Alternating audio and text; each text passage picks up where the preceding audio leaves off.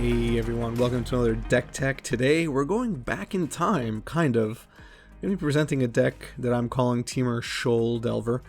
It's really a modern deck, a modern Delver deck from, I don't know, 2015, maybe 2016 era, with some minor modifications to, to use newer cards. This is more of the Delver deck that I really fell in love with early on.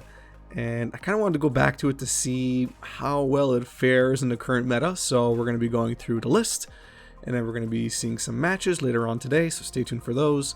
Before I get to the list though, as usual, if you haven't already, please hit that red subscribe button down below. It really goes a long way in supporting this channel, and of course if you like seeing my content, subscribing works, and pressing that like button also works. Alright, so here's the list. Hooting Mandrills is not a card you see often anymore, especially in Delver lists. But I brought it back. I wanted to play my good old Hooting Mandrills, and I wanted to play some Snapcaster Mages. I used to play Curiosity, but now we're playing Curious Obsession, which is an upgrade in most respects.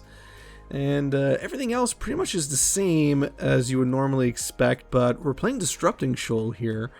Disrupting Shoal was our go-to before Force of Negation existed, and it was relatively disruptive, I would say. Being able to counter on any turn, not just our opponent's turn, and of course we would have the right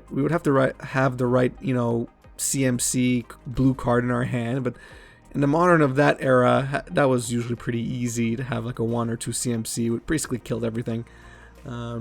Today, Disrupting Shoal actually is still not that bad because you also are playing Force of Negation, a card that we didn't have before. We didn't play a 3 CMC blue spell that often in Delver, so we didn't have the ability to really hit 3 CMC spells, but here we can. So that's actually a nice little upgrade. And Force of Negation is a card we want to play with anyway, so it's not like we're playing it for no reason. And of course now we have Counterspell, no more Mana Leak, and Stubborn Denial is back. So just overall, this is a list I really enjoyed playing with, and I really enjoyed coming back to.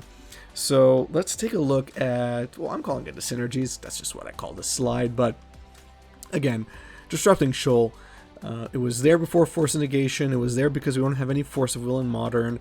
And of course, realistically speaking, you don't really want to be playing this card now.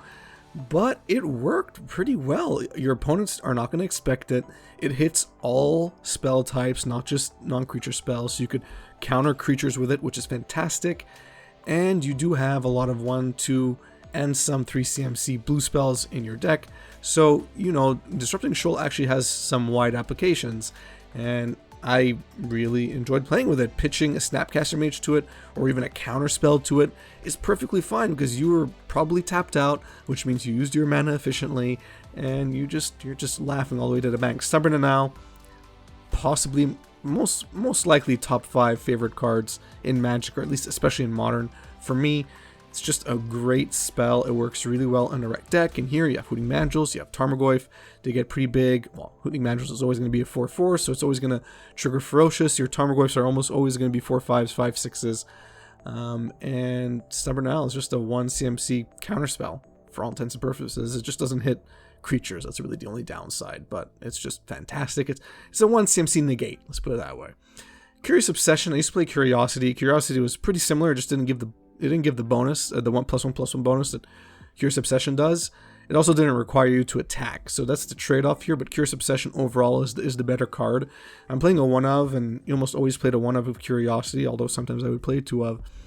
And it's just great against decks that don't play a lot of creatures, combo decks, Tron, even control decks that don't have a lot in the way, or they don't play creatures that you can't deal with easily with removal.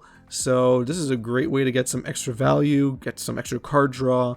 It's a great tempo card in that sense, and yeah, it also gives your creatures +1/+1. So make your Flip Delver even more scary, or make your Hooting Mandrills even bigger. It doesn't really matter what you attach it to. Just make sure you attack every turn. And of course, Snapcaster Mage. What can I say about Snapcaster Mage? It's a love-hate relationship I have with this card, but I felt it was pretty good here in closing out a lot of games. Being able to Snap Bolt or Bolt Snap Bolt was pretty good. Or Snapcaster and Stubborn Denial had a really good feel in all the matches that I played with this deck. So let's go on to the matchups. So surprisingly, even or favored against everything I played against. Your mileage may vary. Keep in mind, I've probably played thousands of games with this deck in similar formulation over the years, both in paper and in digital.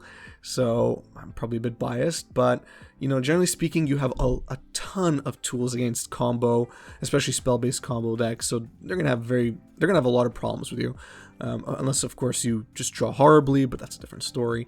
When it comes to mid-range, you do pretty well. Again, Force of Negation and Disrupting Shoal. Yes, it's giving you card disadvantage because you're discarding cards, but you're going to be able to protect your creatures a lot more, which is going to negate a lot of the removal spells that mid-range decks usually have. Your creatures are going to be as big as theirs, so I found that most of my matches were pretty even. Aggro decks as well, you're playing a ton of removal, and you are, again, playing Disrupting Shoal, be able to easily take care of small creatures and get them out of the way. And again, your creatures are pretty big, so once you land your Goyf or your Hooting Mandrills, your opponents are going to have a tougher time getting rid of them. When it comes to control, it's relatively even. Veil of Summer definitely tips the balance here in your favor, so this is why I think, generally speaking, I think it's an even matchup. Tron has always been easy. It gets even easier with Disrupting Shoal, just Summon Denial, Force Negation, Counterspell. It's just brutal for them. And then you have your own set of removal. You have Blood Moon on the side. They're just going to hate you very much. And when it comes to borderline magic, so degenerate decks, mill that you don't see much of recently, which is fantastic. You're not seeing a lot of dredge, which is great, or even lantern. But when you do come across these degenerate decks, you generally have a lot of tools at your disposal to take care of them. So these weren't really decks that caused a lot of trouble for me. So there you go, Temur Shoal Delver.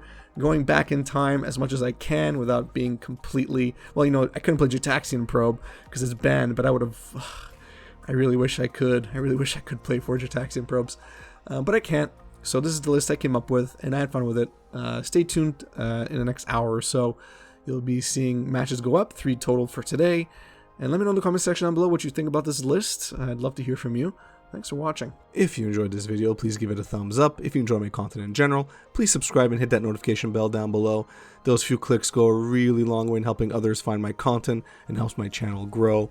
Follow me on Twitter and Facebook, share my content on social media. That also helps others find their way to my videos and spreads the word even further. And of course, if you like making money, check out my Patreon page. The link is in the description of this video. In particular, check out the Patreon Rewards program. Basically works like this.